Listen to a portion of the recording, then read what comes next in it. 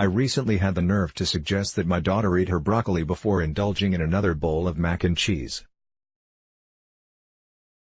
She promptly lost it. I'm talking level 4 meltdown right there at the table. I knew she was tired and cranky, and I knew she was angry at me for pushing veggies on her yet again. I was tired too, and I was irritated at her for blowing up, so I did what any reasonable parent would do. I snapped. This is not a thing to freak out about. It's just broccoli, and the sooner you finish it, the sooner we can be done with dinner.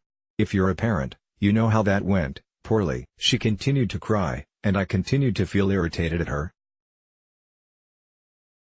I didn't want to deal with any of the feelings in the room, not mine and certainly not hers. I'm not alone in this. Few of us ever want to hang out in the muck of unpleasant emotions. Either the feelings are too intense, or the timing is inconvenient, or we just don't have the energy to deal, so we stuff down, cover up, ignore, reject, or deny our emotions, only to later explode at our spouses, scream at our kids, indulge in one too many adult beverages, blow money we don't have, or spend the night tossing and turning because we can't stop thinking. The better we get at identifying, naming, and expressing our big feelings, the better our kids will get at it, too. That's the bad news about big feelings. They're meant to be felt and expressed. If we don't create the space for that to happen, they'll find a way to do it themselves, and believe you me, our emotions don't give two hoots about whether or not it's a good time for us.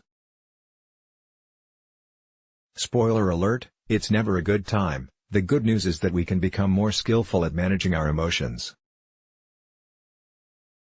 The better we get at identifying, naming, and expressing our big feelings, the better our kids will get at it, too. Eventually, they'll be able to eat their broccoli without going all nuclear at the table.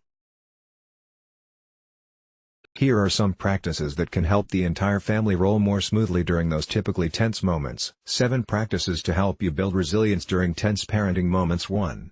Remember that any emotion is okay, but not every behavior is okay.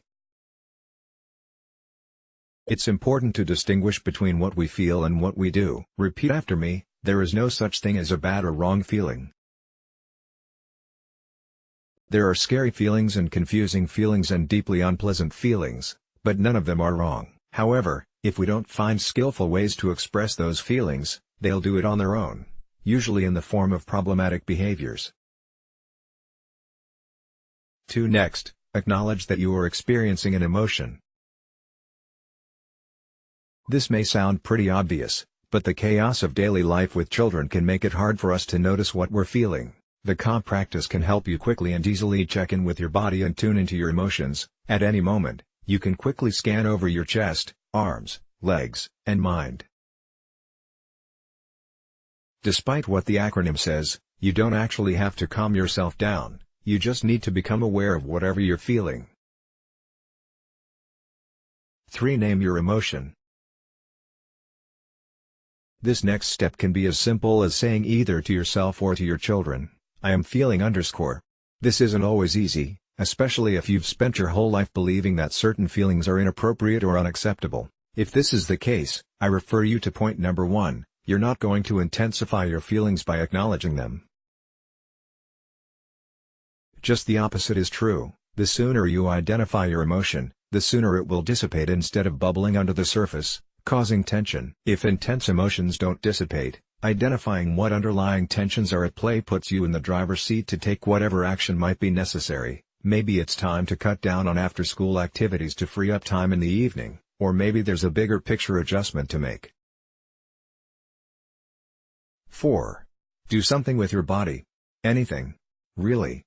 Take some deep, slow breaths. Put one hand flat on the counter and trace your fingers with your other hand. Get on the floor and stretch. Hop on one foot. Strike a still pose. Run up and down the hallway or the stairs. It really doesn't matter what you do, just do it and pay attention to whatever it is that you're doing. Emotions live in our bodies, and focusing on our bodies can help dispel the physical tension and thus, the feelings. 5. Wait for it to pass. The one thing you can count on, regardless of whatever you're feeling, is that your feelings will change. They come and go, intensify and lessen, dissipate and return. It's like that old joke about the weather. Don't like it?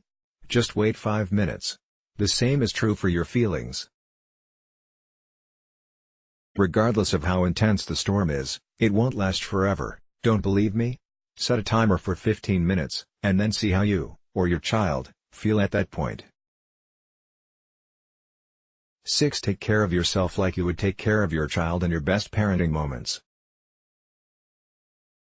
If you're in the midst of a big feeling storm, resist the urge to fight it. Acknowledge that it's a hard moment, identify how you're feeling, and then offer yourself some physical comfort. Snuggle up on the couch with a blanket. Sip a cup of something warm and yummy, pet your kitten. Listen to your favorite music. Be as patient and compassionate with yourself as you would with your child when they're going through a difficult experience. If your children's needs make it impossible to do any of this right now, take a few deep breaths, do what needs to be done, and come back to yourself once they're in front of the TV or down for the night. 7. Get some sleep. Exhaustion breeds big feelings, and a weary brain just can't cope, no matter how well-intentioned you are. This is why every member of the family is more likely to lose it in the evenings. So stop trying to adult when you're exhausted and do whatever you can to get some sleep. Which brings us back to the Monday night broccoli meltdown. After I bit my daughter's head off, I stood up, took some deep breaths, touched my toes, stretched my hands in the air, and sang a terrible aria, or what I imagine an aria might sound like. My bizarre reaction distracted my kiddo out of her freak out long enough for her to hear my apology, which went something like this: "I'm sorry I snapped at you. I feel tired and cranky right now. I suspect you feel the same way."